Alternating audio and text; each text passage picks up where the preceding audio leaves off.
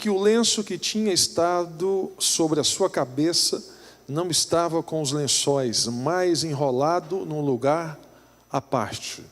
Mais enrolado num lugar à parte. Feche os teus olhos, sentado mesmo como você está. Te damos graças, Senhor, mais uma vez nessa manhã. Obrigado pela vida de cada um que veio, que está, os que vão assistir em casa pela internet, Senhor. Que tudo o que está sendo feito aqui seja para a Tua honra e para a Tua glória, Senhor. Ó Deus, abra o nosso entendimento, a nossa mente, a nossa visão, para que possamos entender a Tua palavra e que o Teu nome seja glorificado sempre, em nome de Jesus. Você pode dizer amém? O maior homem que passou na terra, o nome dele foi Jesus. Jesus de Nazaré, ele foi um homem simples, um homem humilde, mas toda a sua vida, toda a sua trajetória deixou um legado para todos nós de tudo aquilo que ele fez. Ele vai nascer numa cidade humilde chamada Nazaré. Nazaré era uma cidade que ninguém queria ir para lá, ninguém gostava de Nazaré. Não é que gostava, não tinha nada de bom em Nazaré. A pessoa falava, eu vou tirar férias. Uns diziam, eu vou para Tiberíades. Outros diziam, eu vou para Cafarnaum. Ninguém falava que queria ir para Nazaré. Não tinha nada de, aparentemente nada de bom lá. Mas lá que está vindo o Salvador, Jesus Cristo. Ele vem crescendo, ele vem desenvolvendo. Ele vai desfazer da sua santidade. Deus vai desfazer da sua santidade. E João vai nos falar sobre isso, que o verbo se fez carne. Tem uma frase de um homem chamado Descartes, é muito forte a frase dele, que ele vem dizendo que ele não consegue entender como que um Deus perfeito se desfez da sua perfeição para habitar no meio de um povo imperfeito. Ele está falando sobre Jesus. Billy Graham, já falamos sobre isso aqui, certa feita, quando o homem pisa na lua, a notícia americana, mundial melhor, vai dizer, a maior notícia da Terra, estão dizendo que a maior notícia da Terra, o maior evento melhor da Terra, foi o homem ter pisado na lua. Billy Graham vem com a frase dizendo, não, o maior evento da terra não foi o homem ter pisado na lua, mas foi Deus ter pisado na terra. Jesus. Ele está falando da pessoa de Jesus. Jesus não é um facho de luz, Jesus não é um raio, Jesus não é uma força de cosmos, não. Jesus foi uma pessoa que viveu entre nós, um homem sem pecados. Até porque para ir para a cruz do Calvário, para salvar o pecador, não podia ter pecado. Quando Deus fala, a primeira profecia de Deus na Bíblia é para o diabo, para a serpente. Lá no jardim do Éden, lá em Gênesis capítulo 3, versículo 15, Deus fala para a serpente que vai pisar na cabeça dela. Vai pisar na cabeça dela. Quando Deus fala para a serpente que vai pisar na cabeça dela, Satanás fica preocupado, quem é que vai vir após aquele evento do Éden para esmagar a cabeça dela. Só que para esmagar a cabeça da serpente não podia ter pecado. Aí vem Abraão. Quem sabe a serpente está pensando, será que é Abraão? Só que Abraão mente, rompe, quebra princípio, não pode ser Abraão. Vem Noé, mas Noé embebeda, então não pode ser Noé. Os homens vêm vindo. Aparece um homem chamado Sansão, mas Sansão ele se perde pelos prazeres da carne, então não pode ser Sansão. Há uma dúvida na cabeça de Satanás, quem vai ser esse homem? Vem Davi, e uma expectativa sobre Davi, porque Davi é um homem segundo o coração de Deus. Mas Davi peca, Davi adultera, Davi manda matar, ele tem ação de homicida, então não pode ser Davi. Vem os profetas maiores, eles pecam. Vem os profetas menores, eles pecam. Até que vem um homem chamado Isaías, profeta. Ele vem dizendo, vai nascer Jesus. 700 anos se passa, já estamos num novo tempo. Jesus vai nascer de Maria. Quando Jesus nasce de Maria, Satanás tem que armar uma arapuca para Jesus, para ele pecar, porque o que tira a legitimidade de uma pessoa com Cristo é quando o pecado afasta o homem de Deus. O pecado distancia a pessoa daquele que o criou. Você pode ver, uma pessoa está na igreja e quando ela peca, e ela não para de pecar, eu falo pecado de consciência, de consciência, e de frequência, e de constância, automaticamente ela some da igreja. Não é que ninguém mandou ela embora da igreja, não é que ninguém excluiu ela da igreja, não é que ninguém ficou na porta da igreja falando, não, você não pode entrar que você pecou. Ninguém faz isso. Mas por que ela não vem mais? O pecado automaticamente afasta o homem da presença de Deus. Por isso que quando nós estamos reunidos, uma das nossas orações é: Senhor, perdoa os nossos pecados. O arrependimento. Jesus não podia ter pecado. Quando Jesus nasce, Satanás entra no coração de um homem chamado Herodes, e vai descer um decreto dizendo: manda matar todas as crianças do sexo masculino. Tem que pegar Jesus, o pai e a mãe pega Jesus, foge com ele para o Egito para não matar o menino. Jesus, ele vem crescendo, desenvolvendo o seu ministério. Certo dia, Jesus, já no seu ministério, ele vai fazer um jejum de 40 dias. E Satanás está sabendo que ele está próximo de completar uma ação que foi profetizada lá no Gênesis. Satanás leva ele num pináculo, no alto monte.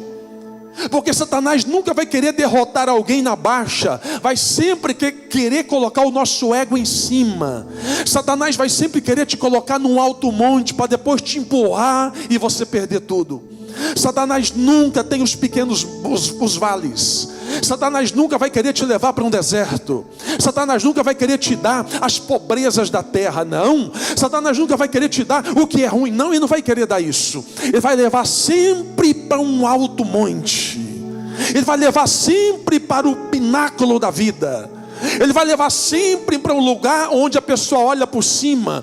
E tudo por cima sem controle pode gerar soberba. Tudo por cima sem controle pode gerar avareza. Tudo por cima sem controle pode gerar um falso poder. Só que ele vai estar de frente de Jesus. Ele vai dizer: se tu prostrares perante mim. Por que prostrar? Porque prostrar fala de adoração e de adorador. Fala de quem entrega e de quem recebe. Só que Jesus está dizendo: não, eu não vou prostrar diante de ti. Se afasta de mim. Por isso que a Bíblia diz: resisti o diabo e ele fugirá de vós. Quando você resiste, ele vaza. Quando você resiste, ele vai embora. Pastor, mas a tentação é para todos, mas a queda é opcional. A tentação é para todos, mas o cair é opcional. Por mais que Satanás tenta nos derrubar todos os dias, mas você está firme numa palavra e numa promessa.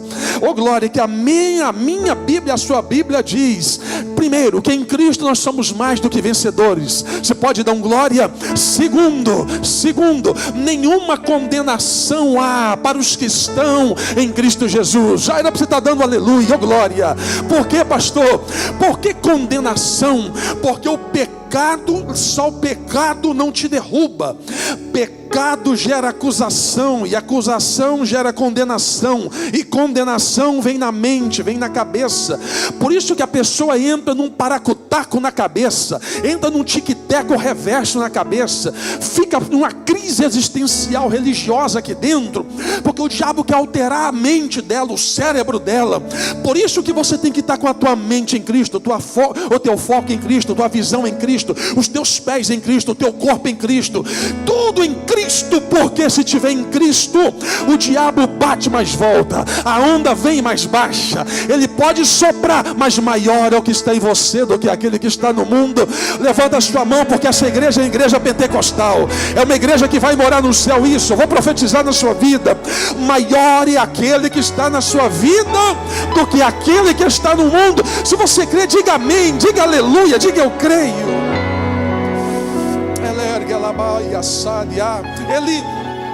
Ele não consegue derrubar Jesus, mas a tentação continua em volta de Jesus. E chega um dia que tudo vai se resumir E tudo vai começar a complicar na vida de Jesus no sentido bom para nós. Eu quero compactar, e esse dia vai ser uma quinta-feira. E essa quinta-feira Jesus vai celebrar a Páscoa com os discípulos, e Ele vai chamar os discípulos. Ele vai colocar todos os discípulos na mesa, e ele vai fazer a ceia do Senhor. A ceia do Senhor. Pastor, por que vocês usam o nome ceia do Senhor e não santa ceia? Porque o nome santa já diz sobre a ceia do Senhor. A palavra santa ceia, ela dá uma ideia mais originária do catolicismo, através de quando começou a questão dentro de um contexto de idolatria. Então veio a ideia de santa. A ceia por si próprio já é santa. Quando você está doente, você ceia, você é curado. Quando você está enfermo e você ceia, você é curado. Então a ideia de eu vou ceiar e depois só ora por mim por cura. Não. Quando você ceia, o poder da ceia é tão grande que ele restaura as suas veias, sangue, organismo, tudo em você. Não precisa nem de oração no final.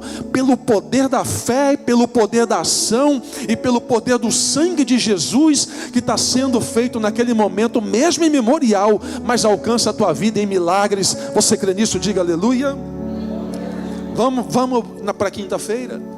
A quinta-feira ele celebra a ceia, a Páscoa com os discípulos, institui a ceia. Ele faz o discurso no cenáculo e a oração com seus discípulos.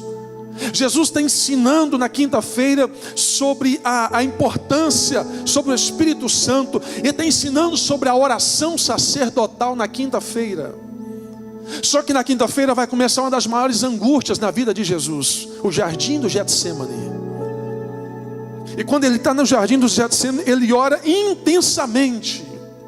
Duas coisas nos chamam a atenção aqui. Primeiro, que na quinta ele celebra a ceia e ele não tira Judas da mesa. Por que Jesus não tira Judas da mesa, mesmo numa quinta-feira, sabendo que vai ser crucificado, sendo onisciente, onipotente, sabendo do futuro, sendo Deus encarnado como homem? Ele não tira Judas da ceia, mesmo sabendo que ia dar ruim em um momento para ele de traição com Judas, porque o problema não estava em Jesus, o problema estava em Judas. E o problema, e a solução do problema que Judas tinha estava diante dele, ele nunca quis. Por que Judas traiu e morreu? Por que Pedro negou e se arrependeu e mudou de vida? A questão está no posicionamento que nós tomamos diante das decisões que nós fazemos na vida. Judas trai e não arrepende.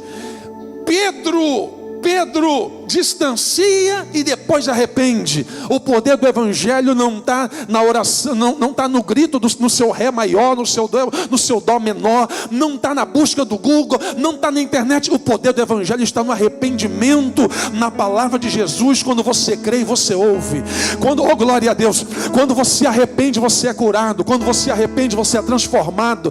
Quando você arrepende, uma carga sai dos seus ombros, de dentro de você. Jesus está ensinando isso o tempo todo para os discípulos, dentro de uma linguagem bíblica, cristocêntrica, teológica, filosófica. Nem todos estão entendendo. Judas não entendeu isso, mas atrapalhou o propósito de Jesus? Não. Na sexta-feira começa o dia da crucificação, o julgamento religioso. Jesus é levado para um homem chamado Anás, depois é levado para outro homem para ser julgado, Caifás, que era o sumo sacerdote, era como se fosse alguém do Supremo Tribunal Federal para julgar Jesus. Ele é interrogado e colocam sobre ele uma acusação de blasfêmia. Eles começam um embrólio em cima de Jesus, não achando bem, leva ele para um julgamento não religioso agora, mas um julgamento civil. E esse julgamento civil coloca ele na mão de Pilatos, que de Pilatos leva ele para Herodes. Herodes fala: não resolve esse negócio aí, volta para Pilatos de novo. E ele é condenado à morte, mesmo sem ter culpa, mesmo sem ter causa comprovada, ele é sentenciado à morte. Parecendo alguém que a gente conhece ou já ouviu falar. Alguém que julga, acusa e prende, porque tem um poder. Jesus ele é sentenciado à morte. E ele vai ser crucificado. Por que coloca Jesus na cruz do meio? Tem 3 cruzes, a cruz da direita, a cruz da esquerda e a cruz do meio. Há um poder profético sobre a cruz do meio em Jesus. Quando o povo saiu do Egito em direção à terra prometida, a nuvem ia guiando eles. E Deus não mandou eles ir na frente ou ir atrás, mandou eles ir no meio, de baixo. Por quê? Porque ir na frente da nuvem é legalismo, e atrás da nuvem é formalismo, e no meio da nuvem é proteção de Deus. A Bíblia diz: onde tiver 2 ou 3 reunidos, eu estarei no meio. Jogam 3 jovens na fornalha, quando olham para dentro da fornalha, eles vão ver mais um andando no meio. Coloca Jesus na cruz do meio. Por quê? Porque o meio tem propósito de salvação. O meio tem propósito específico para alguém. Deus não te colocou você no meio daqueles funcionários só para você ganhar dólar. Tem propósito de salvação para alguém. Deus não te colocou você no meio daquele condomínio que você mora para você só ir lá e morar numa casa. Tem propósito de salvação para alguém. Deus não te colocou morando perto de uma padaria, de um açougue, de um... Não. Aonde você for, tem o poder evangelístico de Cristo na sua vida. Você tem que transbordar Jesus, você tem que falar de Jesus. Não é o evangelho coach, não é o evangelho do green car, não é o evangelho do dólar, é o evangelho do céu que ainda salva, é o evangelho da cruz que ainda transforma, é o evangelho que Jesus salva, cura, liberta, transforma. Tudo bem, a gente sabe que esse tipo de palavra hoje não enche igreja. A gente sabe que esse tipo de palavra hoje nem todo mundo vai gostar, porque vai bater de frente com o pecado, vai bater de frente com os erros da sociedade. Nós sabemos o que as pessoas querem ouvir. É uma palavra social no ambiente religioso, que massageia o ego, que mexe com o nosso achismo. Só que isso é bom para um ambiente social, mas não altera a vida de ninguém, não muda a vida de ninguém, não transforma a vida de ninguém. Se você está ouvindo aqui ou em casa, Jesus está falando: meu filho, o que eu tenho para você não está embaixo, está em cima. O que eu tenho para você não vem daqui, vem de lá. O que eu tenho para você não vem de homens, mas vem de Deus. Quem está comigo, diga aleluia. Sexta-feira vai crucificar. Jesus é crucificado por volta da 3ª hora, 9 horas. Marcos capítulo 15, versículo 25, a Bíblia vem nos mostrando que durante 3 horas, do meio-dia até as 15 horas da tarde, houve trevas sobre a face da terra. A mesma Bíblia vem nos mostrando que às 3 horas da tarde Jesus morre. O véu do templo se rasga. E aqui que você prepara para você dar um glória aí, bem gostoso. Porque até Jesus morrer, tinha um templo. E esse templo, ele tinha 3 lugares: átrio, lugar santo e lugar santíssimo. Então, as pessoas conseguiam ir até o átrio, até o lugar santo. O sacerdote, melhor, lugar santíssimo não era todo mundo que entrava. Lugar santíssimo entrava uma vez por ano um sumo sacerdote em expiação pelos pecados das pessoas daquela terra. Quando Jesus dá o brado de vitória na cruz, e tem um detalhe, na cruz do meio. Quem criou essa cruz do meio? Um escritor chamado William Barclay. Ele vem dizer que a cruz foi criada pelos sírios, pelos assírios, porque eles entendiam que não queria que o sangue do pecador, porque ser crucificado numa cruz era o maior pecado, era assim, o cara tinha que ter cometido um erro muito grave mesmo para ir para a cruz. Era o último nível de desonra de uma pessoa, era ser crucificado numa cruz. Quando está levando Jesus para uma cruz e está pendurando ele, a ideia é: o sangue dele não pode ficar nem na terra e nem no céu, tem que ficar no alto. Então cria-se essa cruz de madeira em formato parecido como o de T, que você conhece, e vai pregar em Jesus, vai pendurar Jesus naquela cruz. Só que tem um detalhe interessante: a morte não matou Jesus. É até redundante isso. Se você pergunta à morte, morte, você matou quem? Ela vai dizer: eu matei Noé, eu matei Abraão, eu matei José, eu matei Salomão, eu matei Sofonias, eu matei Abacuque, eu matei Isaías, eu matei Mateus, eu matei Levi, ele foi matando, a morte vem matando todo mundo, até chegar em Jesus. Aí você pergunta: morte, e Jesus? Ela ia dizer: eu fiquei rondando ele, eu fiquei aproximando dele, eu fiquei tentando com ele, eu não consegui chegar nele. Por quê? Como que a morte vai matar a vida, se a vida é mais forte que a morte? Como é que a morte vai matar aquele que gerou vida? A morte está dizendo: matei todos, mas quando chegou nesse homem, eu perdi a batalha. É Jesus que vai dizer: Pai, em tuas mãos eu entrego o meu espírito. E ele morre. Quando ele morre, é ele que está dizendo: morte, eu vou te ajudar. Já que você não consegue, eu vou te dar uma mãozinha. Eu vou entregar o meu espírito a Deus e vou morrer. A morte está dizendo: então morre logo, porque eu não estou dando conta de vencer você. Não é que Jesus quis morrer, fazia parte do plano para você estar aqui. Se Jesus não morre, não tem cruz. Se Jesus não morre, não tem Espírito Santo. Se ele não morre, não tem poder. Se ele não morre, não tem avivamento. Se ele não morre, não tem glória a Deus. Se ele não morre, não tem aleluia. Se ele não morre, não tem templo. Se ele não morre, não tinha milagre. Se ele não morre, não tinha a manifestação que você tem hoje de pular, de glorificar. Éramos, oh meu Deus do céu, meu irmão, se não tivesse a cruz, seríamos um bando de fanáticos lutando por algo. Mas a cruz veio para dividir isso. E ela veio dizer: a partir de hoje, Jesus morre, o véu do templo se rasga de cima para baixo. Entenda isso. Por que o véu do templo não rasgou de baixo para cima? Por que o véu do templo não rasgou da ponta de baixo para outra ponta? Por que o véu do templo rasgou de baixo para cima? É o próprio Cristo dizendo: eu estou juntando o meu povo comigo. Por quê, pastor? Me explica. Porque se rasga de baixo para cima, os fariseus iam dizer: foi os amigos de Jesus, foi os discípulos de Jesus, foi alguém lá, amigo de Jesus, que rasgou de baixo para cima. Mas o véu era tão alto e tão grosso que não tinha como rasgar. Quando o véu do templo rasga, é Jesus dizendo: ninguém separa mais a minha igreja da minha presença. Quando Jesus morre, o véu do templo rasga. É Jesus dizendo: não precisa mais matar cordeiro, matar carneiro, matar animal. Não precisa mais pegar sangue e ficar pingando no altar pelos pecados de alguém. Agora você, eu, nós temos o acesso direto em dizer: Senhor, obrigado pela tua vida, pela tua vinda. Obrigado, Senhor. Você pode alegrar por isso em nome de Jesus. Você pode aplaudir Jesus. A honra é para Ele.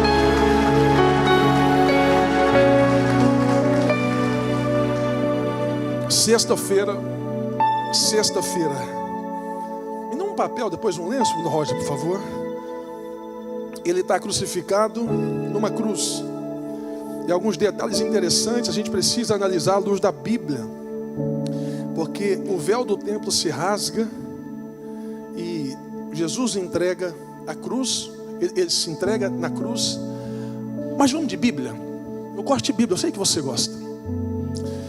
Tem um ladrão na direita, tem um ladrão na esquerda e tem Jesus no meio. Era comum que eles quebrassem a perna de quem estava preso, de quem estava pendurado, para aumentar o sofrimento, para a pessoa morrer antes do pôr do sol. Sabemos que o judeu não trabalha, não envolve depois do pôr do sol. Então quebra um dos ossos da perna, para aumentar o sofrimento e o sangramento. Um dos soldados romano vem em um do ladrão que está pendurado e quebra. Pula Jesus e quebra do outro. E a pergunta: por que ele pulou Jesus? A gente tem que ir para a Bíblia. O Salmos 34, 20, a Bíblia diz assim, ó: Deus preservará todos os seus ossos e nenhum deles será quebrado. Mas por que, pastor, que ele teve que fazer isso? É simples. Porque se quebra o osso de Jesus, vai aumentar o funcionamento fisiológico, a alteração do sangue dentro da medula óssea no corpo de Jesus. E a Bíblia já diz isso em Levítico, que Deus não aceita sacrifício de sangue saturado, de sangue. Lá em Goiânia usa uma linguagem, esqueci a linguagem que usa em Goiânia, mas é a alteração do fluxo normal do sangue. Então por que faz isso? Está cumprindo uma profecia. Mas eles não contentes com aquilo, eles pegam uma lança, glória a Deus. Eles pegam uma lança, um dos soldados, ele vem do lado de Jesus, e quando fura aqui do lado, o soldado faz isso. Jesus está pendurado, e quando rasga Jesus do lado, a Bíblia diz que vai sair água e sangue. Mas pastor, então por que não quebrou a perna de Jesus com sangue? Agora está saindo sangue. Porque nós sabemos que o nosso sangue é produzido no coração, ou nos rins, ou nos pulmões. Sabia disso? Eu sei que você sabe disso. Só que a ideia é, os rins filtram o sangue, o pulmão oxigena, e o coração bombeia o sangue no nosso corpo, nas nossas veias. Puf, puf. A medula óssea, ela gera o sangue no corpo. Sim, mas o que tem a ver isso? Só o que está acontecendo com Jesus é o seguinte: se quebra o osso da perna dele, seria comprometido, porque nós não estaríamos aqui, porque o sangue de Jesus ia ser um sangue saturado. Quem já ouviu essa palavra saturado? Lá em Goiânia usa muito, apertado, saturado. Não seria um sangue puro. E quando fura o lado de Jesus, pastor, por que sai sangue e que sai água? Vamos de Bíblia. Zacarias capítulo 12, versículo 10. 400 anos antes da crucificação de Jesus, Zacarias, oh glória a Deus, Zacarias, ele vai ser tomado por Deus. Ele vai dizer: um dia eles terão que ver a quem transpassá-lo. Um dia, ninguém entendeu a profecia, veio cumprir 400 anos depois. Eles não sabiam que quando está saindo o sangue e a água, era o que Jesus sempre dizia. Ele andava, ele dizia: eu sou a vida, sangue. Ele dizia: quem tem sede, vem a mim e beba. Ele está dizendo: eu sou a vida, sangue, mas eu também mato a fome e tiro a sede de quem tiver, porque eu tenho água da vida, e eu sou pão e alimento para quem tem fome no mundo. Eu gosto da história de Jesus, porque a história de Jesus é tão linda, porque não teve nem tempo de fazer missa do sétimo dia. Não deu tempo nem de fazer a missa do sétimo dia. No terceiro, no quarto dia já pode cancelar a missa. Cancela a bolachinha Mabel, cancela o suco de morango, porque Jesus já ressuscitou. Mas que é isso? Esse é Jesus. Vem o sábado, que é o famoso sábado, aleluia. E no sábado, que é o dia de descanso, eles colocam Jesus no túmulo. José de Arimateia, ele vai emprestar o túmulo para colocar Jesus. Quem era José de Arimateia? Um integrante do Sinédrio. Sinédrio era uma casa de leis da época. José de Arimateia sabia quem era Jesus. Quando ele empresta o túmulo para Jesus, ele está sabendo quem é aquele homem, pelo que ele ouviu, pelo que ele viu, pelo que chegou no coração dele. Coloca Jesus no túmulo. E quando coloca Jesus no túmulo, coloca-se uma pedra. E quando coloca a pedra, coloca Jesus e enrola ele em alguns lençóis, alguns lenços. E agora é domingo de manhã. Por que domingo? O que vem a palavra domingo? A palavra domingo vem do latim, dia do Dominus, ou dia do dominador. Domingo vem de Dominus, de dominador. Quando coloca Jesus no primeiro dia, o dia do domínio, meu Deus, até isso aqui é interessante. Maria Madalena chama Maria, mãe de Tiago, chama Salomé, e ela fala: eu vou lá no túmulo levar umas ervas, eu vou lá ver Jesus, eu quero ver como que está Jesus. E ela, Maria, vai. Quando chega no túmulo, que ela chega na porta, está essa cena. Maria Madalena olha aquilo e fala: tem alguma coisa errada. ela fala, tem alguma coisa errada. Ela dá uma olhada dentro do túmulo e não vê Jesus. Ela sai correndo, vai aonde está João e Pedro. Ela vai dizer, João, Pedro, vem aqui. Roubaram Jesus, levaram Jesus, ou Jesus ressuscitou. Alguma coisa aconteceu, vem comigo. A Bíblia diz que João vem quicando. Quicando é a linguagem traduzida para hoje, vem andando normal. Pedro era lembra que eu falei para você que Pedro era o doido consciente, era o dopamina o tempo todo na mente, era o adrenalina. Pedro uma vez foi cortar o pescoço de um soldado. O soldado veio para prender Jesus. Pedro arrancou da espada e não vai prender Jesus não. E o soldado esquivou, pegou a orelha dele. Malco. Jesus fala, calma Pedro, está tranquilo, está tudo sob controle. Jesus pega a orelha de Malco, vai em Malco e pronto, volta a fazer aquilo que você precisa fazer. Por que Jesus cola a orelha de Malco, sacerdote? Porque o sacerdote não podia ter corte nem no dedo, muito menos a orelha, nenhum corte. Ele era indigno de praticar a função que ele exercia. Quando Jesus cola a orelha de Malco, já é outra mensagem. Jesus está dizendo para ele, volte a fazer aquilo que você foi chamado. Pedro vem com João. João vem na dele, jogador preguiçoso, quicando. Pedro vem, aqueles meninos querendo balinha, chocolate.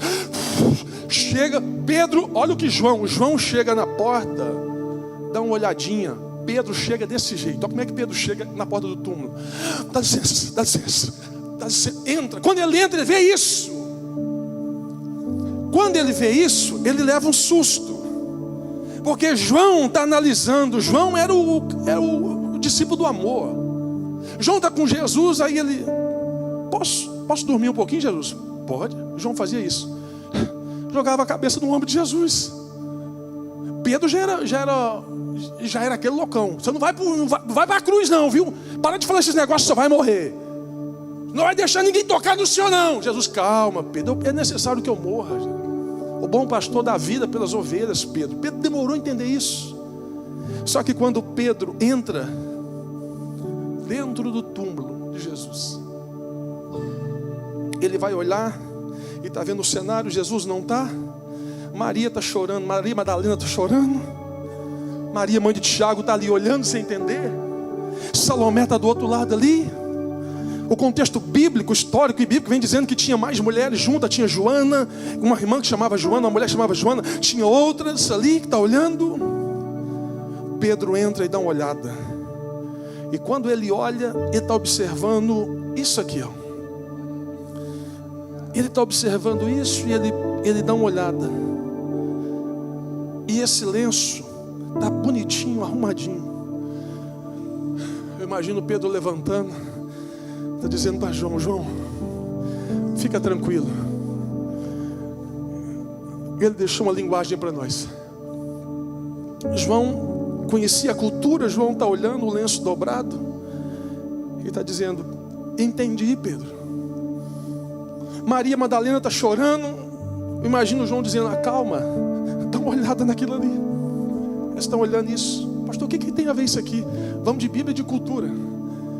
Era comum na cultura de Jesus.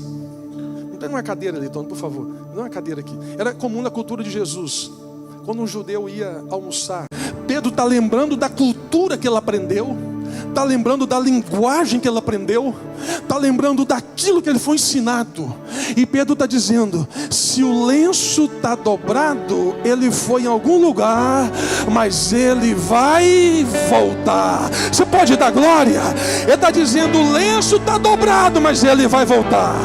O lenço está dobrado, João, ele vai voltar. Maria Madalena, ele vai voltar. Salomé, fica tranquila, ele vai voltar. Joana, fica tranquila, ele vai voltar. Ele está dizendo, aquietai-vos, acalma o coração. Ele foi, mas ele volta. Ele foi, mas ele volta. Ele foi, mas ele volta. Ele foi, mas ele volta. E quando ele vai voltar? A Bíblia não diz. nem o dia, nem a hora, nem como e nem quando. Como a gente sabe, mas quando não. Mas o que a Bíblia diz? A Bíblia diz que ele vai vir até nas nuvens, não vai descer no chão, vai vir até nas nuvens, vai ter barulho de trombeta, e vai buscar os teus ricos? Não. Vai buscar quem? Os pobres? Não. Os miseráveis? Não. Vai buscar quem? Um povo lavado, uma igreja remida, alguém que crê no poder do Evangelho de Jesus. Ele vai voltar, ele vai. Depois ele encontra com os discípulos no caminho de Emaús. Eles ficam meio que boiando, sem entender o que está acontecendo. Era Jesus. Jesus está conversando com eles. Isso aqui é outra mensagem, isso aqui. Às vezes nós estamos tão comprometidos com tanta coisa na terra, que Jesus está falando com nós. Jesus está andando com nós. Ele está dizendo, eu estou contigo. Eu já falei que eu estou com você. Mas não. Ele está dizendo, eu estou contigo. Para com essa preocupação excessiva. Para de morrer por essa ansiedade. Para de sofrer pelo amanhã que não veio. Porque Jesus está cuidando da tua vida. Essa manhã papai está dizendo, eu parei este domingo para dizer nesta cantata de Natal, eu estou, oh glória a Deus, estou sentindo a presença de Deus aqui. Oh Espírito de Deus.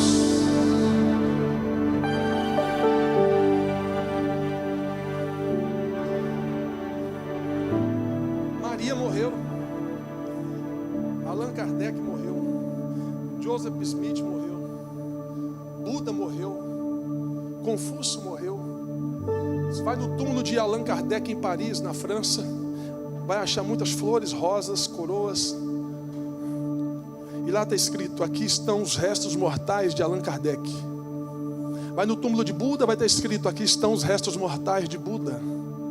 Vai no túmulo de Confúcio, vai estar escrito, aqui estão os restos mortais de Confúcio. Vai no túmulo de Maomé, pai do islamismo, com certeza em uma linguagem indireta está escrito, aqui estão os restos mortais de Maomé. Aí vai aonde colocaram Jesus. Vai aonde colocaram Jesus. O irmão Reginaldo contava uma experiência para mim, eu fiquei viajando essa experiência, quando ele teve lá e entrou no túmulo de Jesus. Ele conta que ele sentiu uma graça, um cheiro diferente. Eu falei, é isso, é a presença de quem passou por ali, não está mais, mas a presença dele está ali. E aí quando chega no túmulo onde colocaram Jesus, tem uma plaquinha lá na porta, tem que dar uma baixadinha para entrar, e está escrito assim, ó, lá não está escrito, aqui estão os restos mortais de Jesus Cristo, o Yeshua, o Yahvé, não está escrito, está uma plaquinha dizendo, ele não está aqui, ele já ressuscitou, está dizendo, ele está vivo, não tem morte. Oh glória a Deus, era para você dar glória, vai adorando, vai glorificando, Jesus está vivo, ele está vivo. Tem gente que chora no túmulo de Allan, chora no túmulo de Joseph Smith, chora no túmulo de Maomé. Aí tem gente que chora no túmulo de Jesus. Aí você pergunta, está chorando de quê, varão? Ele vai dizer, eu estou chorando de alegria, porque não tem nada aqui dentro, não tem ninguém aqui dentro. Ele passou, mas ele está vivo, assentado à destra do Pai. Jesus, ele foi e deixou 3 promessas. Pode ser amanhã, pode ser quando, não sei. E a pergunta que eu faço para você é, como que está a sua vida? Por quê, pastor? O céu não é para todo mundo. O céu é para quem decide mudança em Cristo Jesus. O Espírito Santo não é para o mundo, o Espírito Santo é para a igreja. Faz uma introspecção, como que está a sua vida aí? Tem que pedir arrependimento, você tem que se arrepender de alguma área, você tem que se entregar numa outra área para Cristo. Você começou numa fé inabalável, sabe aquela fé de novo convertido? Está com a unção do Homem-Aranha, se deixar sobe nas paredes, oh glória. Foi passando o tempo, foi esfriando. Pastor, mas eu estou na igreja. O fato de você estar na igreja não quer dizer que você é crente. É a mesma coisa de você ficar numa vaga de estacionamento aqui, não fala que você é um carro. Aí você vai ou vem, ou a pessoa está num ambiente religioso, mas ela vai só para bater ponto. se tornou uma rotina religiosa, se tornou um ambiente onde a pessoa chega e já sabe tudo que vai acontecer. Cuidado, porque culto tem o ineditismo de Deus, culto tem o inédito do Espírito Santo. Quem sabe é essa manhã que o Espírito Santo está falando para você. Volte ao primeiro amor, não por saudosismo, mas por orgulho de ter aquele homem, aquela mulher que antigamente glorificava, exaltava. Volte ao primeiro amor para baixar a guarda da tua crítica religiosa, teológica. Volte ao primeiro amor para ter mais um olhar de misericórdia sobre as pessoas. Volte ao primeiro amor para você começar a ter empatia pelas pessoas que estão à sua volta. Volte ao primeiro amor para você começar a olhar as pessoas não pelo que elas têm, mas por aquilo que elas são. Volte ao primeiro amor para você começar a olhar as pessoas como alma e não como matéria. Volte ao primeiro amor para você começar a investir mais no tempo de Deus que Deus te deu para a sua família, na sua vida espiritual. Quem sabe é essa manhã que papai está falando ao teu coração: eu fiz tudo isso por você. Eu fui para uma cruz e morri por você. Eu me entreguei ao madeiro por você. E às vezes nós somos negligentes, egoístas, negligentes. Queremos viver dentro do nosso achismo, da nossa certeza, da nossa falsa certeza. O Espírito Santo está falando: o que eu tenho para você não é isso, o que eu tenho para você é muito mais do que isso. O que eu tenho para você vai muito mais além do que isso. Feche os teus olhos por um momento. Deixa que o Espírito Santo fale ao teu coração nessa manhã. Deixe que o Espírito de Deus, sem medo, vem, rasga isso. Leque a boca e mide assar. Oh Espírito, início de tudo, quero que você fale com Deus por um minuto. Encontrar-me contigo, Senhor. Vem isso. Quero rever meus conceitos E valores. Nós queremos. Eu quero Abaixa a luz um pouquinho, David, por favor. Isso. Você pode ficar de pé adorando, fica de pé celebrando. Vou regressar ao caminho, vou ver as primeiras obras. Canta, ora, fala com Deus. Senhor, diga a verdade do seu coração para Ele nessa manhã. eu me arrependo,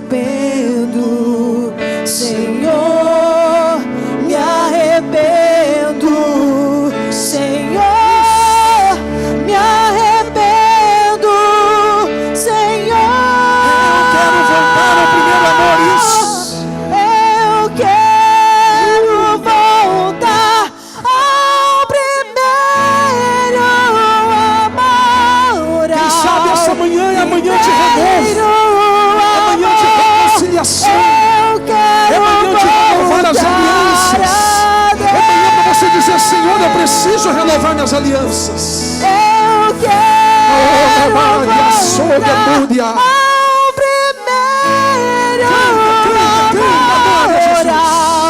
primeiro amor. Eu quero voltar a Deus. Eu quero orar por você, Pai. Eu quero te adorar e te glorificar pela vida de cada irmão, de cada irmã nessa manhã. Obrigado, Senhor, por tudo que o Senhor tem feito pela vida dele e pela vida dela. Obrigado, Senhor, por tua bondade, por tua graça, por tua misericórdia. Obrigado, Senhor, porque o Senhor tem cuidado de nós. Livra-nos do mal, da cilada maligna. Nos dá um novo tempo, uma nova história. Recarregue as baterias espirituais desse homem e dessa mulher. Tira essa frieza, esse medo, essa ansiedade. Tira dele e tira dela tudo aquilo que não vem de ti, Jesus.